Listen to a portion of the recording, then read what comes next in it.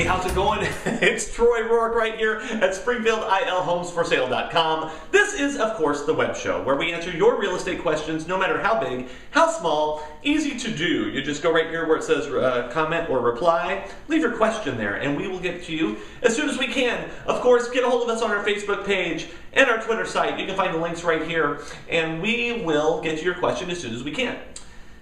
Something happened to a client of mine just recently, and it was kind of a bad situation, so I wanted to do a video on this, so just to make sure this doesn't happen to you someday.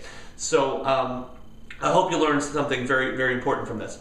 I had a buyer for a house, and we found a house that we liked.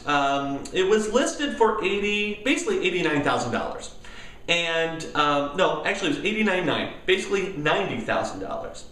And this house really had two problems. One, it was overpriced. I did the comparables on the neighborhood. There was absolutely no reason that house should have been listed for anything over $83,500. Okay, but it was listed for $90,000. So it was overpriced. But that wasn't the real big problem. The real big problem was there was a condition issue. Halfway around the house was surrounded by concrete. And along the back of the house there was a really nice concrete patio, and then down one side of the house was a concrete driveway. Now, the concrete over time had become negative grade, or in other words, the concrete began to slope towards the house. Now that's a big problem because all that rainwater over time is going to go towards the house instead of away from the house, and it could greatly affect the foundation of the home over time. And this had a basement, so that could be a real big issue. Now my buyer had an FHA loan. Okay, now if you know about FHA loans, what happens is when you go through the appraisal process of the house, they do an appraisal of the house, but they also have a checklist of like safety concerns and some structural things. And as long as everything passes that checklist, then they will let the loan, they'll approve the loan and it'll go through, assuming the appraisal is good. But if anything off that list is bad, then the seller has to remedy that problem before FHA will allow that house to go to closing. Okay? So, negative grade all the way around the house, or halfway around the house, and that is one of the things on the checklist. So, my buyer, as opposed to asking the seller to put, we had a quote done on it, it was $8,500 for the repair. As opposed to asking the seller to pony up the money before closing to get that fixed, we went and got a conventional loan, or we got approved for a conventional loan, which those criteria don't necessarily fall under those things. So we were trying to help the seller out every way that we could to make this work. But my person was not going to pay for it either. So here was our offer. They had it listed at $90,000, okay? It was actually worth about $83,500. So we brought it down to that, and then we took into consideration the condition issue, and the cost of the repair was going to be $8,500, so we brought it down even farther, okay? Seemed like a really low offer at the surface, but if you looked at it at all, you could see that it was a pretty fair offer. I presented it to the other realtor who had been who repeatedly told me that they had been in the business for 20 years, which I'm sure that's the case. That realtor basically laughed at me. And when I explained to the other realtor that we went and got a conventional loan so his client would not have to pony up that $8,500 before the closing table, he laughed at me. He laughed at me like I didn't know what I was talking about.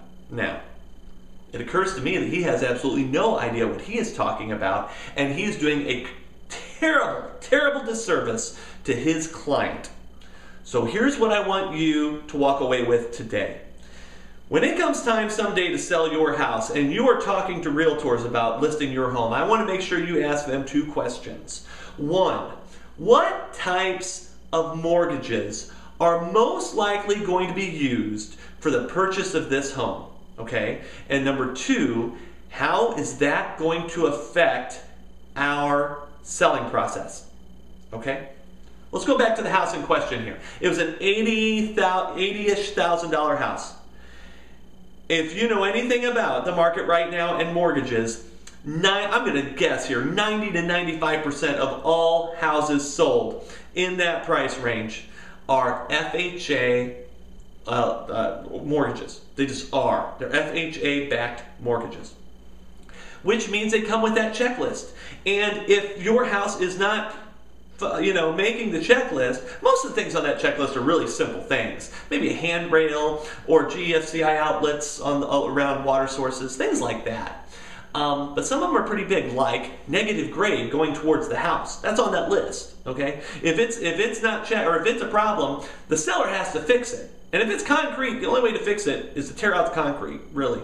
I mean, there are other ways to do it, but if you want to do it right, you're going to have to do some major work, $8,500 in this case. Another thing you need to know about FHA loans is that the buyer has the option of asking the seller to help out with the closing costs, okay? Now, from a seller's point of view, people get wrapped up in that way too much, I think. But really, from a seller's point of view, it only affects your bottom line. Some people are weird about, well, if they can't afford the closing costs, well, don't worry about that. We're trying to sell your house. We're worried about the bottom line. So if somebody comes in and offers you, let's say the house is $90,000. If somebody comes in and offers you an $88,000 offer, or on the other hand, let's say they make a full price offer, but they need $2,000 in closing costs, that's the same. At the end of the day, when they write you a check at the closing table, that's the same amount of money. So don't get caught up in that, but you need to know that that might come at, with an offer, all right? So my guess is these people that have that house listed, by the way, it's still on the market, and I don't know how much longer it's going to be on the market, probably a while. My guess is these people have no clue about any of this, okay? It's probably going to take another offer, or maybe even another offer, for them to realize that they have got a real problem on their hands and that they're going to have to do something about it. They probably should have listened to my offer in the first place. So make sure when you have that discussion with that realtor, ask two questions. One, what types of mortgages are probably going to be used during when somebody comes with an offer? And two, how is that going to affect the selling process for me? I hope that you had a great day. By the way, the girl in this situation, my buyer, has found another house much better than the one we had, and she is just ecstatic. So there you go. I hope you had a good day. We will see you next time. Bye-bye.